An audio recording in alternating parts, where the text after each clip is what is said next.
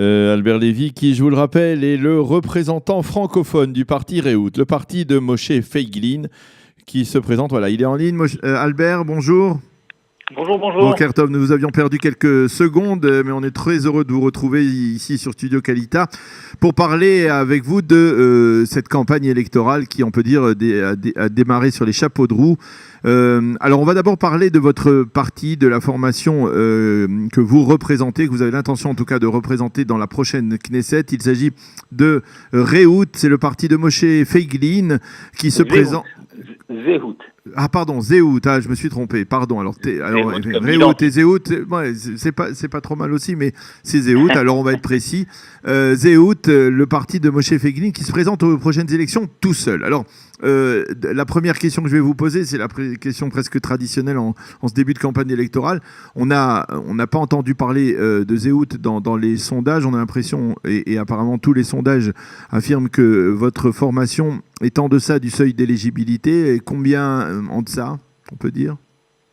Alors écoutez, très franchement, je crois qu'il faut être vraiment naïf aujourd'hui pour croire aux sondages. Pour ceci, pour plusieurs raisons. Il y a une raison sociétale qui est un petit peu internationale, c'est-à-dire que, en fait, on s'est aperçu dans les 4-5 dernières années que pratiquement tous les sondages dans toutes les élections dans les pays modernes se sont très lourdement. Ça c'est vrai. Bon, voilà. On a vu ça récemment au Brésil. Avant le Brésil, c'était l'Italie. Avant l'Italie, c'était la Suède. Avant la Suède, c'était l'Autriche. On l'a vu aussi en France avec Macron, aux États-Unis avec Trump, etc., etc. Et en fait, quand on essaie d'examiner pourquoi, c'est parce qu'il y a un mouvement sociétal de fond qui fait que les gens ne répondent plus de la même manière aux sondages et ils trafiquent, on va dire. Pas vraiment, non. Je crois plutôt que il y a plusieurs facteurs, mais le plus important, c'est que les gens aujourd'hui sont soumis à 200, 300 facteurs d'influence différents, avec Internet, avec Facebook, avec WhatsApp, avec tous les journaux qu'on peut avoir très facilement. Je veux dire, mon père, mon grand-père lisaient un journal et regardaient peut-être une chaîne de télévision ou deux. Moi, je suis soumis, comme vous, à 200 ou 300 influences différentes tous les jours. Et c'est le cas de tous les électeurs. Ça c'est le premier facteur. Le second facteur, c'est que les frontières entre la droite et la gauche n'existent plus. Très franchement, c'est ridicule. Donc en fait, les gens sont beaucoup plus passent d'un parti à l'autre beaucoup plus facilement. Le principe d'adhérer à un parti n'est plus à la mode. Je veux dire, à l'époque, c'était le cas au début de l'État d'Israël en particulier, etc.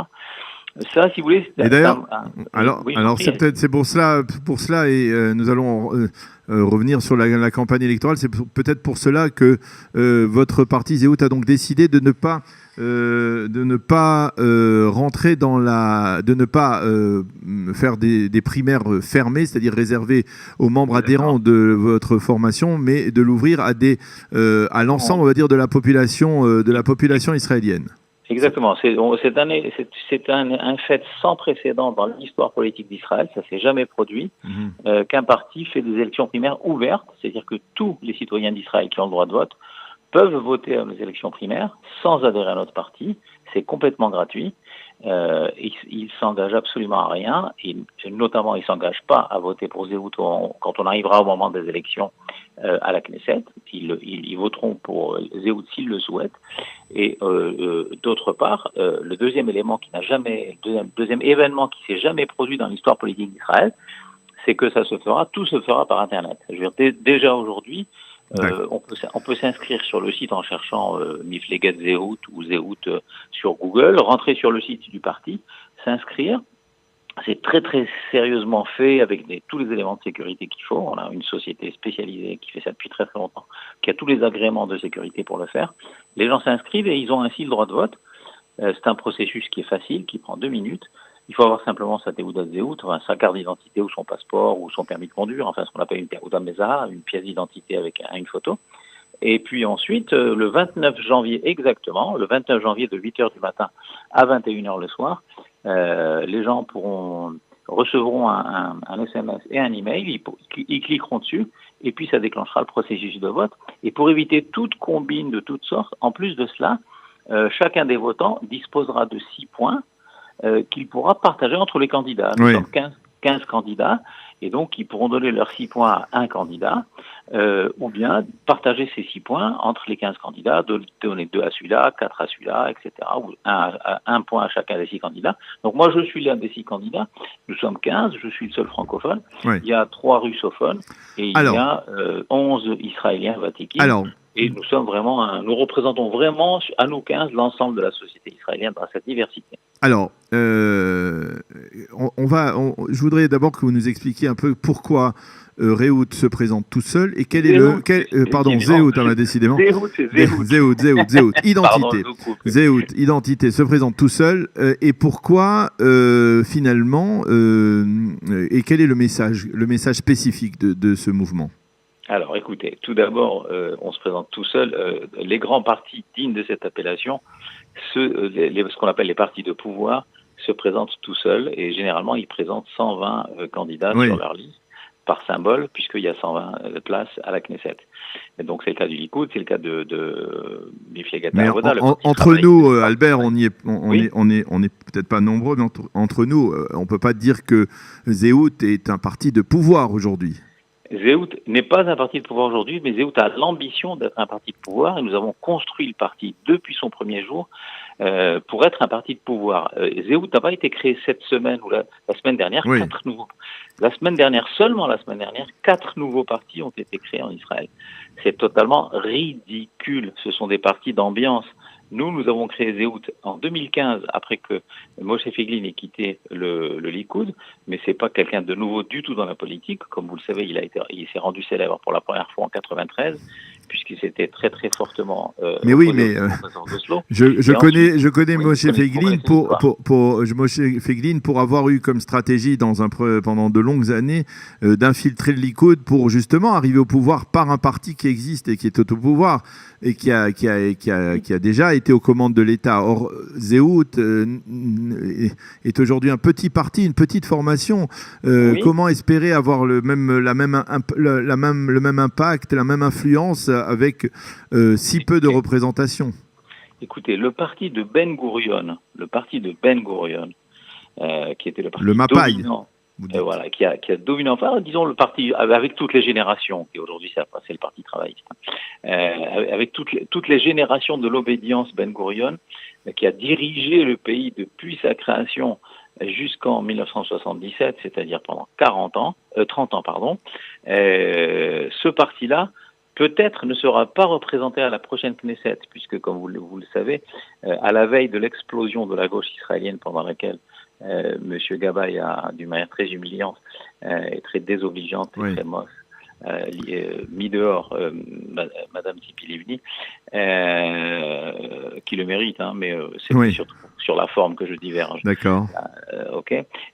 Donc, si vous voulez, ce parti-là avait 7 sièges dans les derniers sondages. Si vous voulez bien croire aux sondages, moi je n'y crois pas du tout.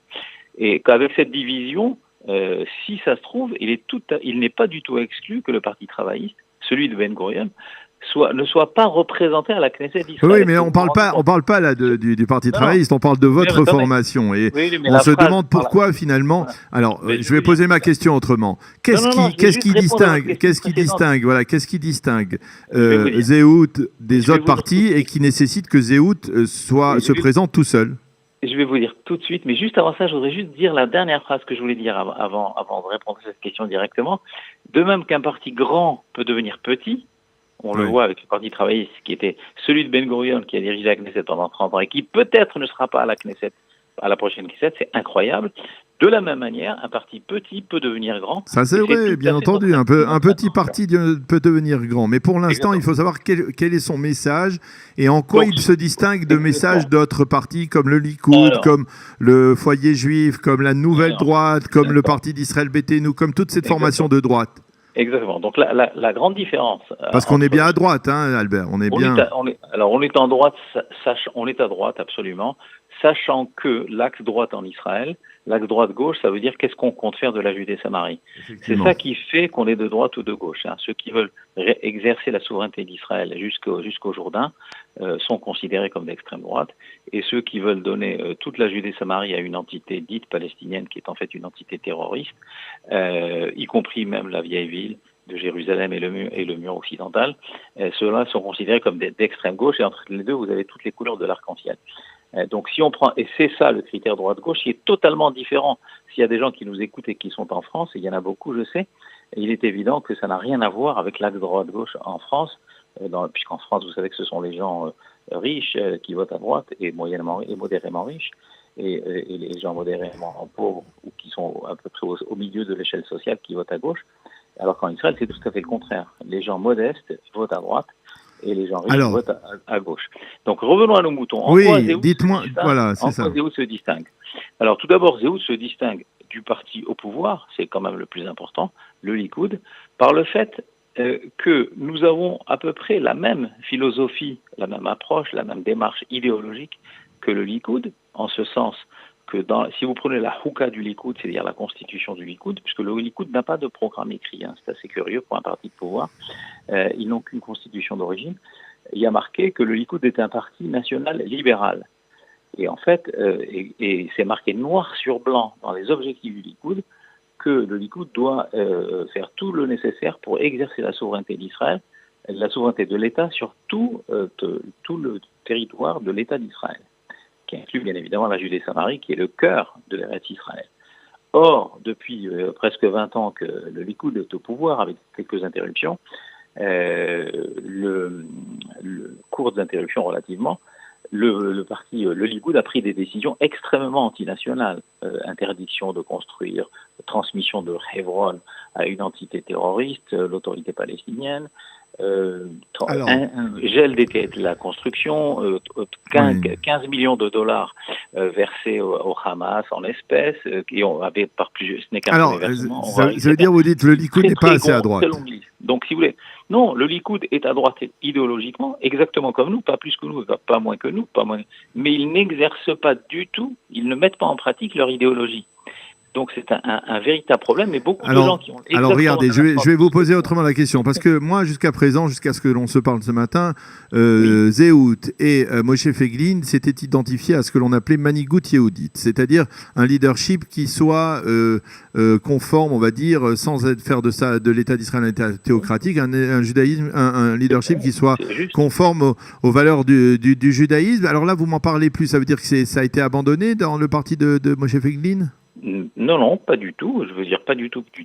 D'ailleurs, le nom du parti Zéhout témoigne de cette fidélité aux valeurs juives.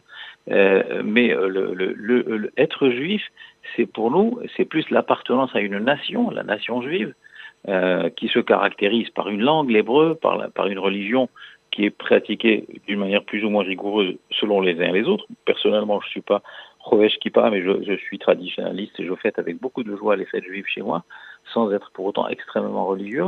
Il y a chez nous des Haredim, mais on déteste ces étiquettes dans notre parti, on déteste ces étiquettes, et comme vous le savez bien, dans notre culture francophone, et pour ceux qui sont d'origine nord-africaine en particulier, on déteste ce genre d'étiquettes, parce que c'est pas du tout comme ça que nous vivions. Il n'y avait pas ce genre d'étiquettes, dati, anti-dati, léomi, etc., etc. C'est ridicule. Nous sommes tous juifs, nous appartenons à la nation juive, et chacun suit les préceptes religieux et les mitzvot en fonction de sa conviction, et il n'a de compte à personne, à rendre à personne. C'est une affaire strictement entre Dieu et lui, tout simplement. Donc là, le judaïsme, c'est une nation qui se caractérise par beaucoup de choses, notamment les références historiques aussi. Alors regardez, Albert, je vais revenir sur c'est la dernière question, parce qu'on approche de la fin de cette interview. Je vais vous poser la question très, très directement.